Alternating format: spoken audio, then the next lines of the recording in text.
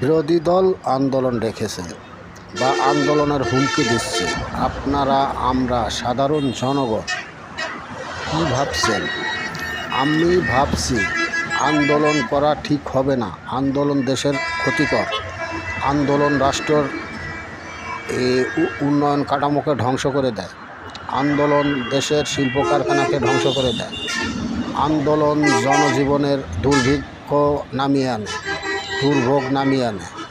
তাই আমি আন্দোলনের পক্ষে না, আমি সরকারের পক্ষে অবস্থান নিচ্ছি। আপনারা যারা জনগণ সরকারকে সাপোর্ট করেছেন, আমি তাদেরকে দেখতে চাই সরকারের পক্ষে অবস্থান নিতে। তাই আন্দোলনের পক্ষকে না বলতে আর সরকারকে দেশ চালানোর পক্ষে সাপোর্ট দিতে।